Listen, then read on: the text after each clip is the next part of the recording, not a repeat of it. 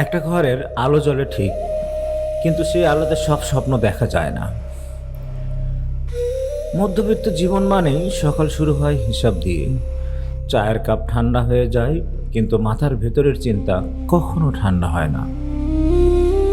বাবা চুপচাপ পুরনো জুতো পরে অফিসে যায়, কারণ এখনোই নতুন কেনা লাগবে না বলে নিজের ইচ্ছেটাকে গিলে ফেলে।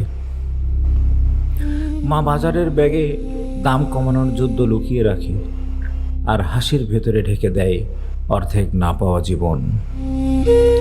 ছেলে বা মেয়েটা চায় নতুন কিছু, কিন্তু সে জানে এখন না শব্দটা তাদের ঘরের নিয়ম।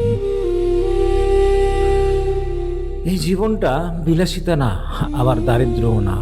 এটা এক অদৃশ্য চাপের নাম, যেখানে স্বপ্ন থাকে কিন্তু ডানা ভাঙা।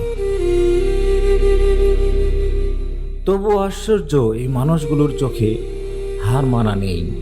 তারা পড়ে যায়, আবার উঠে দাঁড়ায়, চুপচাপ, নিঃশব্দে। কারণ মধ্যবিত্তরা বাঁচে না শুধু নিজেদের জন্য, তারা বাঁচে পরিবারের হাসির জন্য।